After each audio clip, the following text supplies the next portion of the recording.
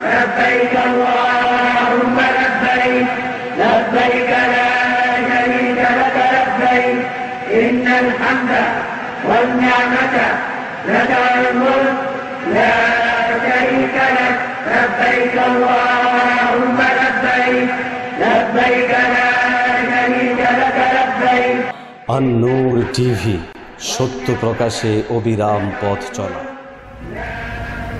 আসসালামু আলাইকুম ওয়া রাহমাতুল্লাহি ওয়া বারাকাতুহু।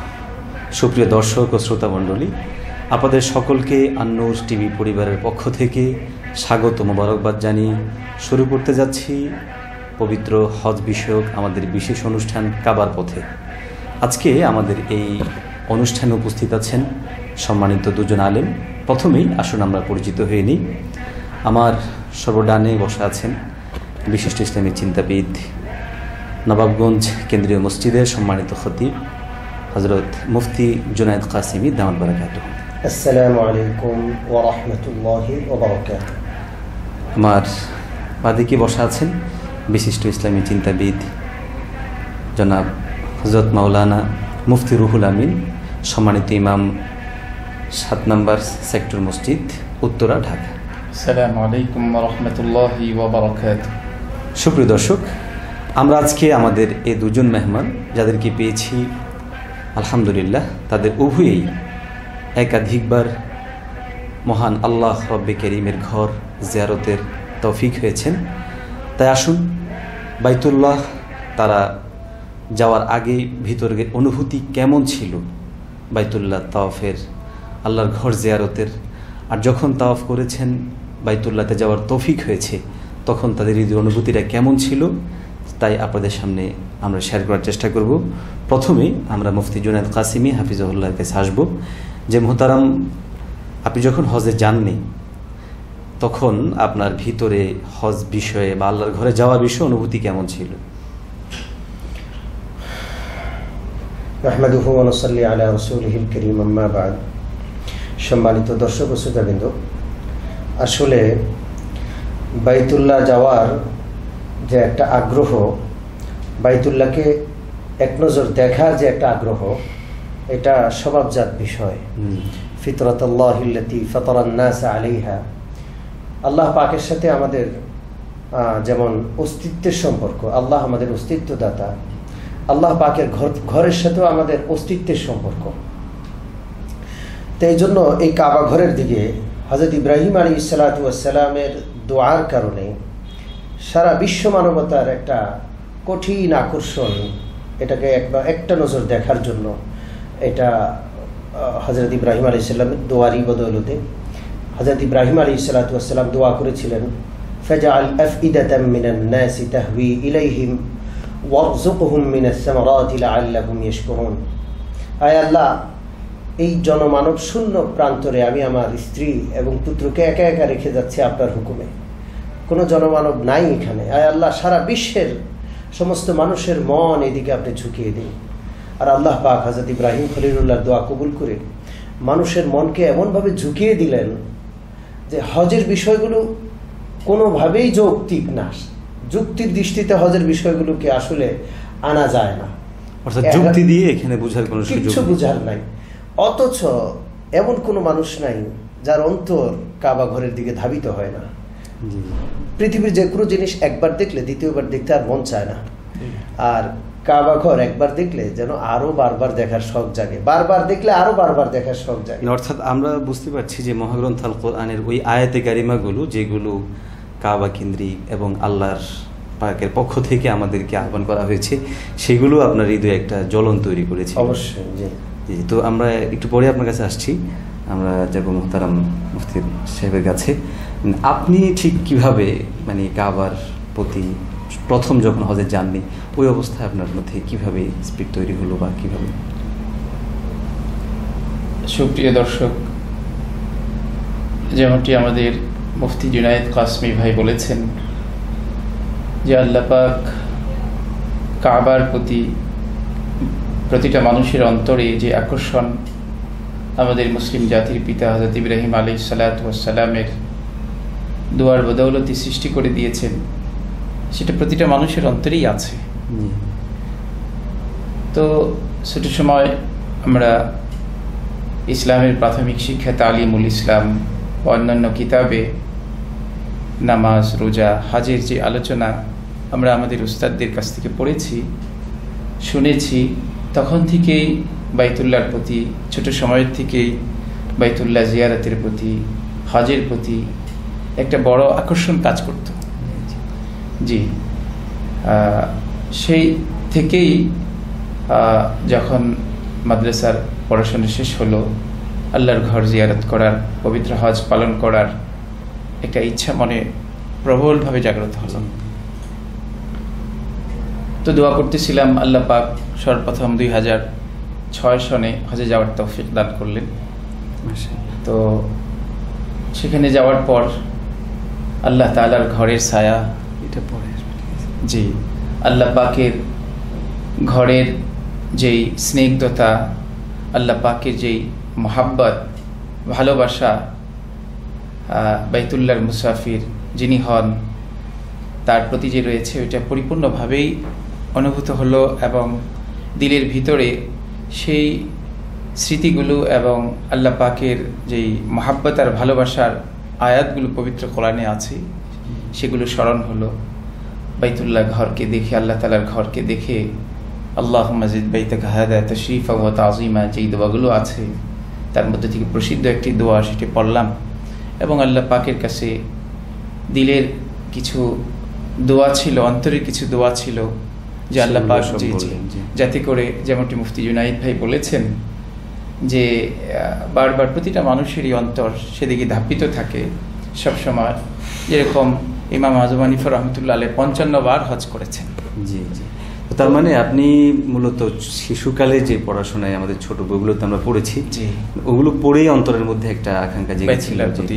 আচ্ছা, তো আপনি প্রথম কিভাবে হজে আসেন এটা শোনার আগে আমরা প্রথমে মুফতি জুনায়েদ কাসিম সাহেবের কাছে শুনবো। আমরা আসলে অ্যাকচুয়ালি দেখি যে আমাদের অনেক ভাইরে হজের বিষয়টাকে খুব কঠিন মনে করেন, এতগুলো টাকা লাগবে, কিভাবে যাব, কিভাবে আসব, মানে একটা মোটামুটি একটা কঠিন বিষয়টাকে মনে করে থাকেন।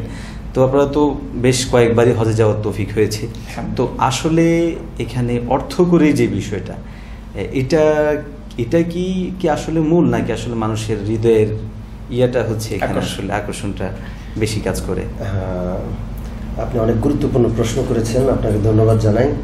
সম্মানিত দর্শক ও শ্রোতাবৃন্দ, হজের ব্যাপারটা মহব্বত এবং ভালোবাসার সাথে সম্পর্ক রাখে। মহান আল্লাহ রাব্বুল আলামিন হজের আয়াতটা মহব্বতের দাবি যেমনই করে, আল্লাহ পাক সেইভাবে মহব্বতের দাবি রেখে হজের ব্যাপারটা বান্দাকে বুঝাচ্ছেন। ওয়ালিল্লাহি আলান নাসি হিজ্জুল বাইতি মান ইসতাতা ইলাইহি সাবিলা। আল্লাহ পাকের পাওনা বান্দার উপর, বান্দা যখন সামর্থ্যবান হবে সর্বপ্রথম মনিবের ঘর জিয়ারত করে, মনিবের ঘরকে দেখে, মনিবকে তো পৃথিবীতে দেখা সম্ভব না। আল্লাহ রাব্বুল আলামিন বলেছেন, লা তুদরিকুহুল আবসার ওয়া হুয়া ইউদরিকুল আবসার ওয়া হুয়াল লাতীফুল খবীর। এই পৃথিবীর চর্মচক্ষু দিয়ে মহান আল্লাহ রাব্বুল আলামিন অসীম, এই সীমিত দৃষ্টিশক্তি দিয়ে তাকে দেখা সম্ভব না। আল্লাহ রব্বুল করিমের ঘরকে দেখে রব্বুল বাইতকে দেখার একটা স্বাদ যেন মানুষ অনুভব করে, এটা আল্লাহ পাকের মহব্বতপূর্ণ একটা দাবি। এই জন্য সামর্থ্য হওয়ার পরে হজ করতে হবে, হজ করা এটা নিয়ম। বাকি এই রকমের মহব্বত যদি কারো অন্তরে থাকে, তো লাখ টাকা কেন, কোটি টাকা খরচ করলেও তার মনে লাগবে না। আর তাছাড়া হজের যে লাভ আছে, হজ করলে টাকা খরচ হয়ে কি শেষ হয়ে যায়? সম্মানিত দর্শক, প্রিয় নবী সাল্লাল্লাহু আলাইহি সাল্লামের একটা হাদিস আমি আপনাদের শোনাবো। হজ করলে দুইটা জিনিস থেকে মানুষ মুক্ত হয়ে যায়। প্রিয় নবী সাল্লাল্লাহু আলাইহি সাল্লাম ইরশাদ করেন, তাবিউ বাইনাল হজ্জি ওয়াল উমরা ফাইন্নাহুমা ইয়ানফিয়ানিল ফাকরা ওয়াজ যুনুব কামা ইয়ানফিল কিরু খুবসাল হাদিদি ওয়াজ যাহাবি ওয়াল ফিদ্দা। প্রিয় নবী সাল্লাল্লাহু আলাইহি সাল্লাম বলেন, একের পর এক হজ আর উমরা করতেই থাকো, একবার করেছো শেষ এমন যেন না হয়। তোমার যদি সামর্থ্য থাকে, মহব্বত আর ভালোবাসার দাবি হলো ভালোবেসে মানুষ তৃপ্তি পায় না কোনোদিন। আল্লাহ পাককে আমরা ভালোবাসি, আল্লাহ আমাদের ভালোবাসেন। আল্লাহর ঘর দেখে কোনোদিন স্বাদ মিটবে না, একবার দেখলে বারবার দেখতে মনে চাবে। প্রিয় নবী উৎসাহিত করছেন যে বারবার হজ আর উমরার জন্য তোমরা যেতে থাকো, দুইটা জিনিস তোমাদের থেকে মুক্ত হবে, তোমরা দুইটা জিনিস থেকে মুক্ত হবা। এক নম্বর হলো ফাইন্নাহুমা ইয়ানফিয়ানিল ফাকর, মানুষ দারিদ্র মুক্ত হয়ে যায়, দরিদ্রতা মানুষের থাকে না। আমাদের সাধারণদের মধ্যে যে একটা কথা প্রচলিত আছে জি। যে এই টাকাগুলো খরচ হয়ে গেলে একটা দারিদ্রতায় পড়ে গেলাম কিনা, জি। হাদিসে স্পষ্ট আছে জি। যে দারিদ্রতা দূর হয়ে যাবে, জি। বরং এখানে জি। তারই সচ্ছলতা এবং আসে। দ্বিতীয় ব্যাপার সচ্ছলতা। যেটা থেকে হাজি সাহেব মুক্ত হবেন সেটা হলো গুনাহ। আল্লাহ রাব্বুল আলামিন তাকে গুনাহমুক্ত জীবন দান করবেন। অন্য হাদিসে আছে, বুখারী এবং মুসলিম শরীফে আছে, নবজাতক শিশু মায়ের পেট থেকে যেমন নিষ্পাপ হয়ে দুনিয়াতে আসে, হাজি যখন হজ করে ফিরে আসেন তখন নবজাতক শিশুর মতো নিষ্পাপ হয়ে ফিরে আসেন। সুবহানাল্লাহ। সুতরাং এত লাভবান একটা বিষয়কে আমরা শুধু টাকা খরচ হবে যে খেয়াল করে আসলে দূরে থাকা আদৌ ঠিক না। আপনার কাছে আসছি, এর আগে আমরা মুহতারাম আপনি যেমনটা বলছিলেন যে 2006 সালে আপনি প্রথম হজে যান, তো আসলে এই অল্প বয়সে বা একদম যুবক বয়সে যে হজে যাওয়ার, আমাদের দেশে তো আমরা দেখে থাকি যে সাধারণত মানুষদের মধ্যে একটা জিনিস কাজ করে যে একটা বয়সে সে বুঝবে তারপরে সে হজে যাবে, এরকম। তারপরে সে 2006 সালেই যাওয়ার জন্য কিভাবে আগ্রহী হয়ে উঠলেন এবং কিভাবে যাওয়ার ব্যবস্থাপনা আপনার জন্য হলো? আসলে যেমনটি বুখারী মুসলিম শরীফের হাদিসে হজের দ্বারা গুনাহ থেকে নিষ্পাপ হওয়ার সুসংবাদ রয়েছে নবীজির পক্ষ থেকে, এমনিভাবে সচ্ছলতা মানুষের জীবনে বয়ে আসে হজের আমলের কারণে। এজন্যই ছোট সময়ের থেকে যে যাতে করে আল্লাহ পাকের ঘরের ছায়াতে গিয়ে আল্লাহ পাকের রহমতের দ্বারা নিজেকে বরকতময় করা যায়, যে রহমত এবং বরকতের দ্বারা সমৃদ্ধ করা যায়, এজন্যই গুনাহ থেকে মুক্তি পাওয়া যায় এবং সুন্দর এক জিন্দিগি আল্লাহ পাকের প্রিয় জিন্দিগি নসিব হয়ে যায়। এই জন্যই মূলত ওই ছোট সময় থেকেই এই হাদিসগুলোর কারণে, এবং যেমনটি হযরত ইব্রাহিম আলাইহিসসালাতু ওয়াসসালামের দোয়ার কথা আমাদের মুফতি সাহেব বলেছেন, ফাজআল আফিদাতাম মিনান নাসি তাহবি ইলাইহিম, আল্লাহ পাক সমস্ত মানুষের হৃদয়কে বাইতুল্লাহর দিকে হযরত ইব্রাহিমের দোয়ার বদৌলতে ঝুঁকিয়ে দিয়েছেন, আকর্ষণ সৃষ্টি করে দিয়েছেন। তা থেকেই একজন মুসলমান হিসেবে, মুমিন হিসেবে দিলের ভিতরে, তার মানে আপনি মৌলিক কয়েকটা জিনিসকে সামনে রেখে আগ্রহী হয়ে ওঠেন। এক নম্বর হচ্ছে আমরা হাদিসে পড়েছি কেউ যদি কোনো হজ করতে যান তাহলে তার দারিদ্রতা দূরীভূত হয়ে সচ্ছলতা ফিরে আসবে। দ্বিতীয়ত হচ্ছে সে গুনাহ মুক্ত হবে। আর 3 নম্বর হচ্ছে আসলে এটা আমাদের সবারই থাকা উচিত, যেটা হযরত ইব্রাহিম আলাইহিস সালাম আমাদের জাতির পিতা, তিনি আমাদের জন্য আল্লাহ রাব্বুল কারীমের কাছে দোয়া করেছেন এবং এর মাধ্যমে আপনি আগ্রহী হয়ে ওঠেন এবং যাওয়ার জন্য হয়ে ওঠে। তো মোহতারাম, আপনিও তো সর্বপ্রথম যখন যাবেন ওই সময়টাতে আপনি কি জিনিসকে সামনে রেখে আসলে আগ্রহী হয়ে ওঠেন? সম্মানিত দর্শক ও শ্রোতাবৃন্দকে উদ্দেশ্য করে আমি বলবো যে আমি যখন সর্বপ্রথম 2005 সালে যাই, আমি খুব অল্প বয়সে ছিলাম, সবেমাত্র আমি বিয়ে করেছি। তখন আমার ভিতরে যে জিনিসটা কাজ করেছে যে ইনশাআল্লাহ আমি আমার দেশের যে একটা স্রোত আছে, অতি বৃদ্ধ বয়সে মানুষ হজ করে, এর বিপরীত আমি যুবক বয়সে হজ করব। আমার মাকে নিয়ে সর্বপ্রথম আমি গিয়েছিলাম তার মাহরাম হিসেবে। তো আলহামদুলিল্লাহ আমি যখন যাচ্ছিলাম আমি তখন দেখছিলাম যে আমি ছাড়া আমার বয়সে আর কেউ নেই, সব বৃদ্ধ। সবাই আমাকে বাহবা দিচ্ছে যে তুমি ঠিক বয়সে যাচ্ছ, আলহামদুলিল্লাহ। তো এখন অবস্থার পরিবর্তন হয়েছে আলহামদুলিল্লাহ, উলামায়ে কেরামের মেহনত এবং পরিবেশের পরিবর্তন, যুবকদের মধ্যে আলহামদুলিল্লাহ পরিবর্তন, সচেতনতার কারণে এখন আলহামদুলিল্লাহ অনেক যুবক ভাইরা যাচ্ছেন, সপরিবারে যাচ্ছেন। তো আলহামদুলিল্লাহ আমি যুবক বয়সে হজ করেছি, আমি হজের স্বাদ পেয়েছি আলহামদুলিল্লাহ। হজ কষ্টের ইবাদত, 5টা দিন বা 6টা দিন রাতের ঘুম, দিনের আরাম, কোনো কিছু ঠিক থাকে না। 2 পায়ের উপর ভর করে চলতে হয়, গাড়ি ঘোড়ারও ব্যবস্থা থাকে না, দীর্ঘ পথ পাড়ি দিতে হয়। এর জন্য যুবক বয়সের হজেরই দরকার। অর্থাৎ বুড়ো বয়সে গেলে যেহেতু হজের বিষয়টা তো কঠিন ইবাদত হিসেবে, আর সবচেয়ে বড় বিষয় হচ্ছে আল্লাহ রাব্বুল কারীম বান্দার পুরো অবস্থাটাকেই কিন্তু পরিবর্তন করার জন্যই সেখানে নিয়ে যান পুরো আলহামদুলিল্লাহ থেকে। আমি আরেকটা জিনিস বলবো দর্শকদেরকে লক্ষ্য করে, যে হজ ছাড়া আরও অসংখ্য ইবাদত আমরা করি, নামাজ পড়ি, রোজা রাখি, যাকাত আদায় করি। কোনো ইবাদতের নিয়তের ক্ষেত্রে এই দোয়া নাই যে আল্লাহ সহজ করে দেন। হজের প্রত্যেকটা আমল, তওয়াফ, সাই, এই ছাড়া আরও যত আমল, পাথর নিক্ষেপ করা, হজের এহরাম, উমরার এহরাম, সব ক্ষেত্রে দোয়া হলো আয় আল্লাহ আপনি সহজ করে দেন এবং বিষয়টা আমার জন্য কবুল করে নেন। তো সহজ করে দেওয়ার দোয়া নিশ্চয়ই কিছুটা কঠিন, এটা অন্য ইবাদতের তুলনায় এটা জান এবং মাল উভয়ের ইবাদত। এই জন্য এই সহজ কঠিন ইবাদতটাকে সহজ করার জন্য যেহেতু দোয়া করি, অতএব যুবক বয়সে সেটা গেলে আল্লাহ সহজ করে দেন। তো আপনার এই কথা থেকেই আমরা এখন মোটামুটিভাবে এতক্ষণ আপনাদের উভয় আলোচনা থেকে আমরা হজের আগের মুহূর্তগুলোর অনুভূতি, যাওয়ার জন্য বা কোন অবস্থায় যাওয়া উচিত সেটাও আমরা আসলে এখানে আশা করি শ্রোতার উদ্দেশ্যে আমরা দিতে পারি যে আমাদের যুবক অবস্থাতে আমাদের যাওয়া উচিত। আচ্ছা, এখন আপনাদের কাছ থেকে আমরা যেটা জানতে চাইবো বা শ্রোতাদেরকে আমরা জানাবো সেটা হচ্ছে আপনারা এই যে মক্কা মদিনায় গেলেন হজের এই সফরে, বাইতুল্লাহ এই যে সান্নিধ্যে যাওয়া, জিয়ারতে, তাওয়াফে, সেটার অনুভূতি যদি আমাদেরকে একটু শেয়ার করতেন। প্রথমে আমরা মোহতারাম এর কাছ থেকে আপনার অনুভূতিটা কেমন ছিল প্রথমে যাওয়ার পর? আল্লাহ তাবারক ওয়া তাআলার মেহেরবানিতে প্রিয় দর্শক যখন প্রথমে হজ করার সুযোগ হলো, তো সেখানে যাওয়ার পর এমনি তো আমি আমার দাদা কিছুটা সময় হজে যাওয়ার জন্য যখন তিনি বাড়ি থেকে বের হন, তখন ওনাকে বিদায় দেওয়ার সুযোগ হয়েছিল। তখন দেখেছিলাম যে বাইতুল্লাহর প্রতি, আল্লাহর ঘরের প্রতি যে কি একটা আকর্ষণ। উনি এমন হয়ে গেলেন যে আমরা মুরব্বীদেরকে দেখলাম যে মুরব্বীরা ওনাকে ধরে রাখতে পারতেছেন না, লাব্বাইক বলে এমন মানে জিকির এবং এই তালবিয়াটা এত উচ্চস্বরে পড়া শুরু করলেন।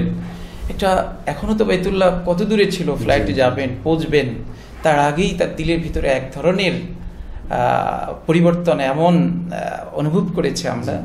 তখন ওই স্মৃতিটা আমার মনে পড়েছে। আমি তো আমার দাদার মতো এরকম ছিলাম না।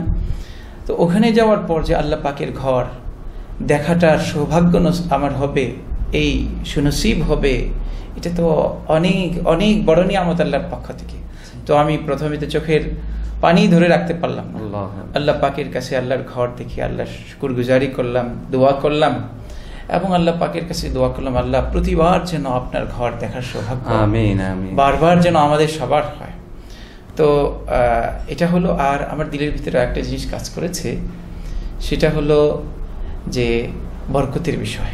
যেমন কোরআনে পাকের আয়াত রয়েছে, ইন্না আউয়ালা বাইতিন উযিআ লিন-নাস লাল্লাযী বিবাক্কাতা মুবারাকান ওয়া হুদাল লিল আলামিন। সেখানে এক ওয়াক্ত নামাজের যে সওয়াব অন্য জায়গার তুলনায় 1 লক্ষ গুণ বেশি বলা হয়েছে। কোরআনে পাক এটাকে বরকতময় জায়গা বলেছেন, বরকতময় আমল বলেছেন, হিদায়াতের আমল বলেছেন। তো এই জিনিসগুলো দিলের ভিতরে যে আমি এত বড় সৌভাগ্য আমার হলো এই ছোট্ট বয়সে যে এখানে নামাজ পড়তে পারবো, আল্লাহ পাকের ঘরকে সরাসরি দেখতে পারবো, আল্লাহ পাকের ঘরের ছায়া একটু নিজেকে শীতল করতে পারবো, রব্বে কারিম এর রহমত সরাসরি এখানে পাবো, যেখানে বাইতুল মামুর রয়েছে সরাসরি বাইতুল্লাহর উপরে। এই জিনিসগুলো আমার অন্তরকে খুব গভীরভাবে দোলা দিচ্ছিল। তো আমি আল্লাহ পাকের খুব শুকরগুজারি করেছি এবং আল্লাহ পাকের কাছে খুব কায়মানো বাক্যে দোয়া করেছি, আল্লাহ পাক যাতে করে প্রতি বছরই আল্লাহ পাকের ঘরে হাজির হওয়ার তৌফিক দেন। যেমন হাদিসে পাকের বিষয়টা উল্লেখ করেছেন আমাদের মুফতি জুনাইদ ভাই, যে তাবিউ বাইনাল হজ ওয়াল উমরাহ। আল্লাহ রাসূল বলেছেন যে তোমরা যত পারো তত বেশি একের পর এক হজ এবং উমরা করতে থাকো। আর হাদিসে পাকের মধ্যে, যদিও শরীয়তের মধ্যে ইসলামে একবার হজ ফরজ করা হয়েছে, কিন্তু এত গুরুত্বপূর্ণ আমল যে যতবার করা হোক ততবারই এটা করার জন্য দিলের ভিতরে এক ধরনের আকাঙ্ক্ষা। আমরা সহজভাবে এটা বলতে পারি যে কেউ যদি কারোর সাথে তার আত্মার সম্পর্ক থাকে, হৃদয়ের সম্পর্ক থাকে, তো সে কিন্তু যার সাথে সম্পর্ক তার প্রতি যেমন ভালোবাসা আসবে, তার ঘরের প্রতি কিন্তু একটা ভালোবাসা থাকেই। আল্লাহর প্রতি আমাদের যেহেতু সর্বোচ্চ পর্যায়ের ভালোবাসা, আল্লাহর ভালোবাসাটা এমন যেটা বাড়ালে কোনো সমস্যা নেই, যে বাড়ানোটাই হচ্ছে কাম্য। এই জন্য যত বেশি পারা যায় ততই আমাদের যাওয়া উচিত। আপনাকে অনেক ধন্যবাদ। তো আমরা আপনার কাছে জানতে চাইবো, সেটা হচ্ছে আপনি প্রথম যখন বাইতুল্লাহর কাছে যান বা বাইতুল্লাহকে যখন আপনি সামনে দেখেন, তো অবশ্যই মানে পৃথিবীর সবচেয়ে বড় মাহবুব আমাদের আল্লাহ, সবচেয়ে বড় মানে প্রেমাস্পদ ধরা যেতে পারে আল্লাহর ঘর দেখার পর মানে আপনার অনুভূতিটা কেমন ছিল? সম্মানিত দর্শক ও শ্রোতাবৃন্দ, আসলে অনুভূতি কোনোদিন ভাষায় প্রকাশ করা যায় না। অনুভূতিটা অনুভব করারই জিনিস, এটা ভাষায় বলে বোঝানোর জিনিস না। আমরা যখন সর্বপ্রথম মক্কা শরীফে পৌঁছলাম, আমরা বাসের জানালা দিয়া, তখনও কাবা শরীফ দেখা যাচ্ছিল না, হারামের উঁচা দেওয়ালগুলো দেখা যাচ্ছিল। আমাদের চোখের পানি ঝরঝর করে পড়ছিল। ওই ভাষা, ওই অনুভব আমরা কোনো ভাষায় ব্যক্ত করে বোঝাতে পারবো না। নেমে আমরা পাগল হয়ে তাড়াতাড়ি গোসল করে আল্লাহর ঘরের দিকে ছুটে গেলাম। নিচের দিকে তাকিয়ে আছি যে কাছে গিয়ে আল্লাহর ঘরটাকে দেখবো, দূর থেকে তাকিয়ে দেখবো না। কারণ আমরা শুনেছি আল্লাহর ঘরের দিকে প্রথম দৃষ্টি যারা তাকাবে, যেই দোয়া করবে সেই দোয়া যেন আল্লাহ পাক কবুল করেন। আমরা নিচের দিকে তাকিয়ে তাকিয়ে যখন কাবা ঘরের খুব কাছে গেলাম আর কাবা ঘরের দিকে তাকাইলাম, কান্নার চোটে আমাদের সবার বুক ভেসে গেল। আমরা যেন আমাদের আল্লাহকে খুঁজে পেলাম। এই আল্লাহর খুঁজে সারা জীবন যেন আমরা পাগল হয়ে ফিরেছি, আল্লাহকে কোনোদিন দেখি নাই। আল্লাহর ঘরটা দেখে যেন আল্লাহর দিদারের স্বাদ আমরা পেলাম। আল্লাহর কাছে দোয়া করলাম, আল্লাহ এই দুই চোখে আপনি আপনার ঘর দেখিয়েছেন, আয় আল্লাহ আপনার দিদার থেকে আপনি বঞ্চিত করেন না। আমাদেরকে জান্নাতের ওই মসজিদে বসার সুযোগ দিয়েন, যে মসজিদে লক্ষাধিক নবী থাকবেন, লক্ষ লক্ষ আপনার ওলিরা থাকবে, যে মসজিদে বসে সবাই চন্দ্রের মতো আপনাকে দেখবে, পূর্ণিমার চন্দ্রের মতো।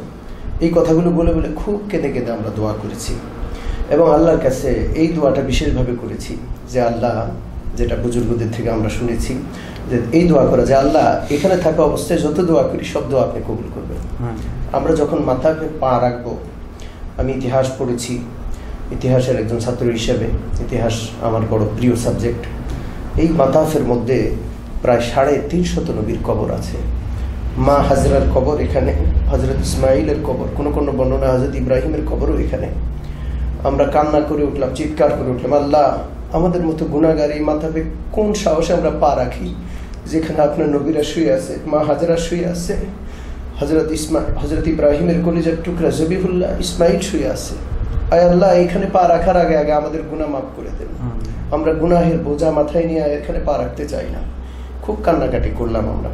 এরপর তাওয়াফ শুরু করলাম। যখন হজরত আসওয়াদ পাথরকে ইস্তিলামের মাধ্যমে আমি আমার সাথীদেরকে যখন বললাম যে হজরত আসওয়াদ পাথর এটা জান্নাত থেকে এসেছে, প্রিয় নবীর বর্ণনা অনুযায়ী এটা সাদা সফেদ ছিল, মানুষের গুনাহ এটা কালো হয়ে গেছে।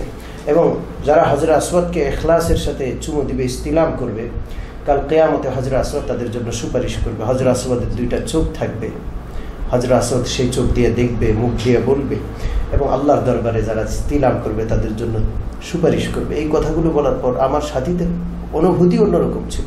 পুরা তওয়াফটা আমরা যেন এমন মনে হচ্ছিল যে আমরা এই যুগে নাই, আমরা কত যুগ পিছনে চলে গেছি। মনে হচ্ছে যে আল্লাহর নেক বান্দাদের সাথে আমরা তওয়াফ করছি।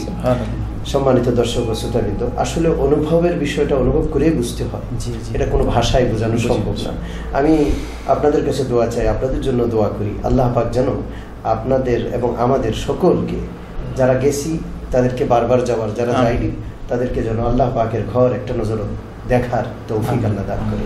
তো আলহামদুলিল্লাহ, আপনাদের উভয়ের এই স্মৃতিচারণ থেকে এবং হৃদয়ের যে ভাষা, এটা থেকে আমরা এটাই বুঝতে পারলাম যে বাইতুল্লাহ সেটা তো স্মৃতিচারণের একটি বিরাট বড় ময়দান। পর আমরা যেটা দেখি হজের পুরা বিষয়টাই স্মৃতি বিজড়িত। আমরা সাফা মারওয়ার দিকে যখন তাকাবো, সেখানে আম্মাজান হাজরা আলাইহিস সালামের সেই যে কষ্ট আপন পুত্রের জন্য কেমন ছিল সেটা আমাদের হৃদয়ে ফুটে ওঠে।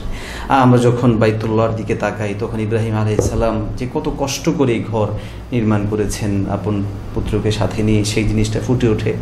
এবং এই যে হাজরে আসওয়াদ, এটাও একটা স্মৃতি বিজড়িত। মানে এক কথায় হজের প্রায় সবগুলো জিনিসই স্মৃতির সাথে সম্পৃক্ত। আসলে হৃদয়ের কথাগুলো হয়তো আরও কয়েক ঘন্টা বললেও সুপ্রিয় দর্শক শেষ হবে না, বিশেষ করে যেহেতু মোহতারামগণ উভয়ই হজের এই বরকতময় সফর করে এসছেন। তো সময় সংকীর্ণতায় বা স্বল্পতার কারণে আমরা এখন মক্কা থেকে আপনাদেরকে সরাসরি মদিনায় নিয়ে যাব।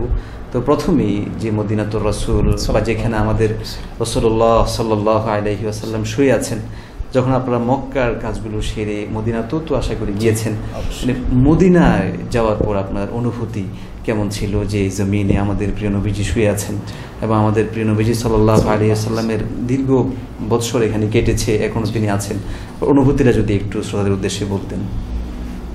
সুপ্রিয় দর্শক এবং শ্রোতামণ্ডলী, মোহতারাম যেটি বললেন যে মক্কা থেকে মদিনায় যাওয়ার পর, এখানে আমি বলবো যে আমার যে প্রথমবার হজের সফরের সৌভাগ্য হয়েছিল, সেবার প্রথমে আমি মদিনাতুর রাসূল সাল্লাল্লাহু তাআলা আলাইহি ওয়াসাল্লামে প্রথমে গিয়েছিলাম, সরাসরি জিদ্দা থেকে মদিনাতে। তো ওই গাড়িতে যখন উঠলাম মদিনার উদ্দেশ্যে, সোনার মদিনার উদ্দেশ্যে, রসুল পাক সাল্লাল্লাহু তাআলা আলাইহি ওয়াসাল্লামের শহরে যাচ্ছি, যেই শহরকে আল্লাহ পাক রসুলের জন্য হিজরতের স্থান বানিয়েছেন, যেখানে রসুল পাক সাল্লাল্লাহু তাআলা আলাইহি ওয়াসাল্লামের উপর পবিত্র কোরআন মাজিদ নাজিল হয়েছে, যেই শহরে রসুল সাল্লাল্লাহু তাআলা আলাইহি ওয়াসাল্লাম চলাফেরা করেছেন, যেখানে রসুল্লাহ সাল্লাল্লাহু তাআলা আলাইহি ওয়াসাল্লাম দুনিয়ার থেকে বিদায় গ্রহণ করার পর শায়িত আছেন রওজাতুম মির রিয়াজিল জান্নাহ। তো সেইখানে, সেই শহরে যাব, সেই সোনার মদিনা, বাসের থেকেই মনের ভিতরে এক ধরনের আনন্দ, যেমনটি আমাদের মুফতি জুনাইদ ভাই বলেছেন যে দিলের অনুভূতি, এটা আসলে ভাষা দিয়ে প্রকাশ করে বোঝানো সম্ভব নয়। তো মদিনাতুর রাসূলের প্রতি, শহরের প্রতি এমন এক ভালোবাসা আর মহাব্বত অন্তরের মধ্যে অনুভব করতেছিলাম, এবং শুধু খালি মনে হচ্ছিল যে রাস্তার পথ এত দূর কেন, তাড়াতাড়ি কেন ফুরিয়ে যাচ্ছে না, মদিনাতে কেন তাড়াতাড়ি পৌঁছতেছি না।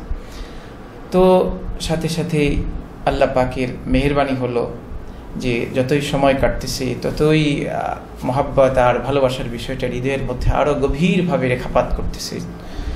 যখন আল্লাহর মেহেরবানিতে আমরা মদিনাতে পৌঁছে গেলাম, মদিনার মিনারগুলো, মসজিদে নববীর মিনারগুলো দূর থেকে দৃষ্টিতে আসতেছিল, তখন চোখের পানি আর ধরে রাখতে পারলাম না। ওই সময় যে আবেগ, অনুভূতি, মনে হচ্ছিল যে সরাসরি গাড়ি থেকে নেমে মসজিদে নববীর দিকে চলে যায় এবং রসুল পাক সাল্লাল্লাহু তাআলা আলাইহি ওয়াসাল্লামের রওজা আকতাসে গিয়ে সালাম পেশ করি, আসসালাতু ওয়াসসালামু আলাইকা ইয়া রাসূলুল্লাহ, আসসালাতু ওয়াসসালামু আলাইকা ইয়া হাবিবাল্লাহ, সালাতু সালাম পেশ করি এবং মসজিদে নববীতে গিয়ে নামাজের সৌভাগ্য অর্জন করি। এই জিনিসগুলো দিলের ভিতরে খুব গভীরভাবে আসতেছিল। তো আমরা আমাদের যিনি গাইডার ছিলেন উনি বাড়িতে নিয়ে গেলেন, সামানপত্র রেখেই রাত্রিবেলায় জিয়ারতের উদ্দেশ্যে এবং মসজিদে নববীতে নামাজ পড়ার উদ্দেশ্যে রওনা হয়ে গেলাম। আল্লাহ পাকের মেহেরবানিতে নামাজ পড়ার সৌভাগ্য হলো, ফজরের নামাজ আদায় করলাম, এরপরে রওজা আকতাসে সালাম পেশ করার সৌভাগ্য হলো, রিয়াজুল জান্নাতে একটু বসার সৌভাগ্য হলো।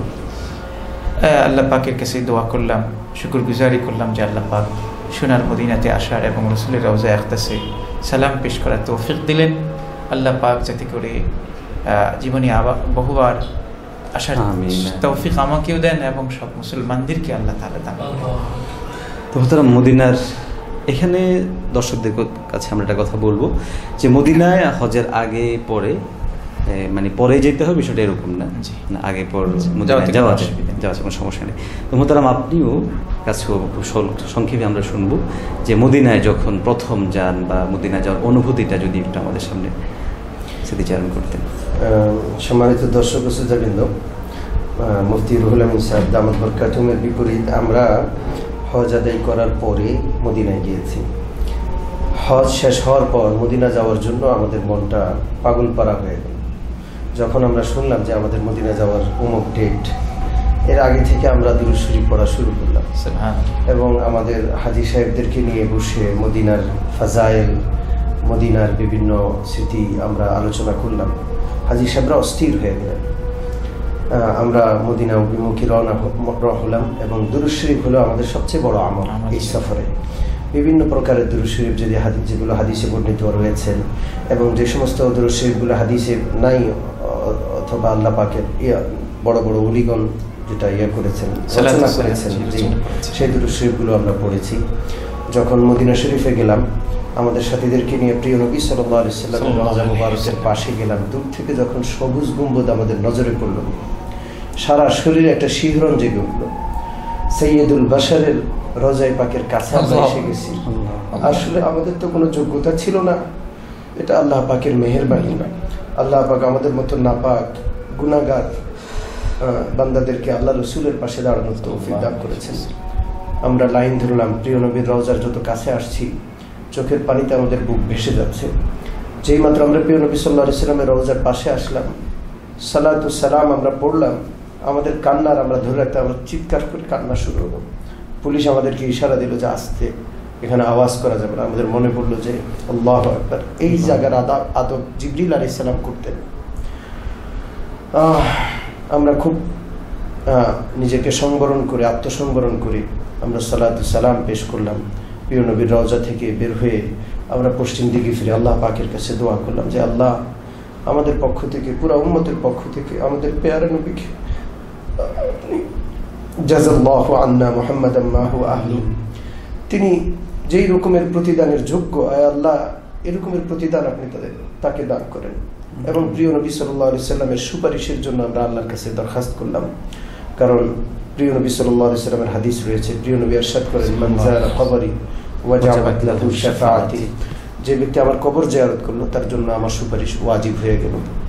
এবং প্রিয় নবী সাল্লাল্লাহু আলাইহি সাল্লামের রওজা এবং মিম্বরের মধ্যবর্তী জায়গাটাকে রওজাতুম মির রিয়াজিল জান্নাহ বলা হয়, সেখানে বিভিন্ন স্মৃতি বিজড়িত খুঁটি রয়েছে, উস্তুয়ানায় আবি লুবাবা, উস্তুয়ানায় আয়েশা, উস্তুয়ানাতুল উফুল, এভাবে উস্তুয়ানায় হান্নানা, বিভিন্ন খুঁটি রয়েছে বিভিন্ন নামে, এক একটা খুঁটির ইতিহাস রয়েছে বিভিন্ন রকমের।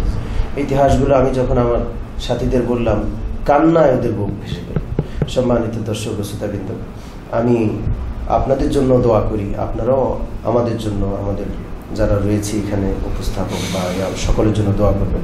আল্লাহ পাক যেন সকলকে আল্লাহ পাকের নবীর রওজার পাশে দাঁড়িয়ে মহব্বত এবং ভালোবাসাপূর্ণ সালাম জীবনে একবার হলো পেশ করার তৌফিক দান, সবাইকে তৌফিক দেন। সুপ্রিয় দর্শক শ্রোতা মণ্ডলী, কাবার স্মৃতি বিজড়িত, হজের স্মৃতি বিজড়িত বিশেষ অনুষ্ঠান কাবার পথে আমরা প্রায় একদম শেষ দিকে পৌঁছে গেছি। তো আমরা খুব অল্প সময়ের মধ্যে আমরা আমাদের উভয়জন মেহমানের কাছ থেকে হাজী সাহেবানদের উদ্দেশ্যে খুবই সংক্ষেপে হজের সময়ে তাদের কি করা উচিত, কি করা উচিত না, এই বিষয়ে দুটো কথা যদি বলতেন। রাসূল পাক সাল্লাল্লাহু তাআলা আলাইহি ওয়াসাল্লাম হাদিসে বলেছেন, মান হাজ্জা লিল্লাহ ওয়া লাম ইয়ারফুস ওয়া লাম ইয়াফসুক রাজা'a কায়াউমিন ওয়ালাদাতহু। হজের সফরে হাজি এমনিই তো একজন মুসলমান জীবনের সব ক্ষেত্রেই, সব জায়গাতেই, সব সময় নিজেকে গুনাহ থেকে মুক্ত রাখবেন, তবে হজের সফরে বিশেষভাবে সব ধরনের গুনাহ থেকে, মুনকার থেকে, গর্হিত কাজ থেকে কারণ বিরত রাখবে নিজেকে। সেখানে সবরের কথাও আসছে এবং হজের মধ্যে যেমনটি ইতিপূর্বে আলোচনা হয়েছে যে অত্যন্ত কঠিন আমল, এই জন্য আল্লাহর কাছে সহজতার দোয়া চাওয়া হয়েছে, নবীজি শিক্ষা দিয়েছেন। সেখানে সবরের অনেক, মিনা, আরাফা, মুজদালিফা, হজের যে 5টা দিন আছে, যে পরিশ্রম হয়, অনেক অনেক বেশি ধৈর্যের প্রয়োজন। এই জন্য অনেক ধৈর্যের সাথে এই আমলগুলো করতে হবে এবং গুনাহ থেকে নিজেকে মুক্ত রাখতে হবে। আর এই জায়গার আদাব লক্ষ্য রাখতে হবে, মক্কা এবং মদিনা। আল্লাহ পাক আমাদের সবাইকে তৌফিক দান করুন। যদি সংক্ষেপে কিছু। সম্মানিত দর্শক ও শ্রোতাবৃন্দ, মুহতারাম মুফতি রুহুল আমিন সাহেব গুরুত্বপূর্ণ কথা বলেছেন। আমি আমার পক্ষ থেকে যে বিষয়টা সবচেয়ে গুরুত্বপূর্ণ মনে করি সেটা হলো হজ শিখে যেতে হবে।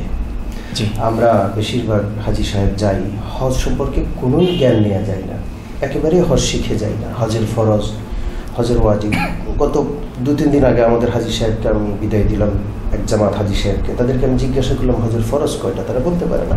রাত্রে ফ্লাইট আসার পরে ওনারা রওনা করবেন, আসার পরে আমার সাথে বসছেন যখন, আমি জিজ্ঞেস করলাম হজের ফরজ কয়টা, বলতেই পারেন না। তারা যেন শিখে যান, হজ যেন অবশ্যই হজের ফরজ, হজের ওয়াজিব, উমরার ফরজ, উমরার ওয়াজিব। কোন হজ করতে যাব আমি? হজ 3 প্রকার রয়েছে, হজ্জে কেরান, না হজ্জে তামাত্তু, না হজ্জে ইফরাদ, কোনটা কাকে বলে, কোনটার বিধান কেমন, সব বুঝে যাওয়ার, অন্তত পক্ষে একজন বুঝবান আলেম দ্বীনের সঙ্গে যাওয়া। নামাজ যেমন ইমাম যেমন নামাজের জন্য আলেম হওয়া শর্ত, হজও একটা ইবাদত। আওয়ামদের সাথে সাধারণ মানুষ যারা কঠিন একবার হজ করছে, আসলে একবার হজ করার দ্বারা হজের বিধিবিধান জানা যায় না, জায়গা চিনা যায়। জায়গা চিনা আর হজ করা কিন্তু এক জিনিস নয়। এই জন্য আমি বলবো নামাজের জন্য ইবাদত হিসেবে যেমন ইমাম প্রয়োজন হয়, হজের জন্য ইমাম দরকার, আলেম দরকার। আপনার কথা সারমর্ম হচ্ছে যেন একজন শিখনেওয়ালার সাথে শিখে তারপরে যায়। সুপ্রিয় দর্শক, আমরা একদম শেষ দিকে পৌঁছে গেছি। আমরা এই মুহূর্তে আপনাদের সাথে যে কথাটা বলতে চাই সেটা হচ্ছে হজ আমাদের জন্য শিখার একটা বিরাট বড় মাধ্যম। হজই একমাত্র আমাদের জন্য অনুষঙ্গ যেখানে আমরা সেলাইবিহীন কাপড় পরিধান করি। হজই একমাত্র বিষয় যেখানে সবের কথা বলতে গিয়ে আমাদেরকে বলা হয়েছে আজকে জন্ম নেওয়া শিশুর মতো আবার ফিরে আসে।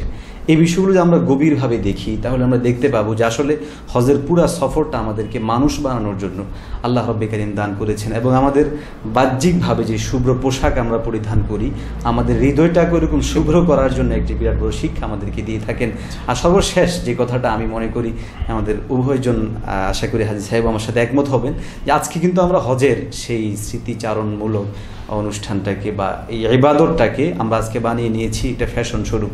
আমাদের অনেক হাজী সাহেবদেরকে দেখা যায় সেলফি রোগে তারা আক্রান্ত হয়ে থাকেন। কাবার পাশে গিয়ে সেলফি, মদিনার পাশে গিয়ে সেলফি, রাস্তায় সেলফি, বিভিন্ন সেলফিতে তারা এই যুক্ত হয়ে পড়েন। আশা করব যারা হাজী সাহেবানগণ আজকে হজে গেছেন বা ভবিষ্যতে যারা যাবেন এ ধরনের মানে গুনাহি পরিবেশে আমরা কেউ জড়িয়ে না পড়ে বরং নিজেদেরকে মানুষ বানানোর জন্য চেষ্টা করব। আল্লাহ রাব্বুল কারীম আমাদের সকলকে হজ করার তৌফিক দান করেন। আপনাদেরকে আসার জন্য অত্যন্ত ধন্যবাদ জানিয়ে আজকে আমরা এখানে শেষ করছি। আসসালামু আলাইকুম ওয়া রাহমাতুল্লাহি ওয়া বারাকাতুহু।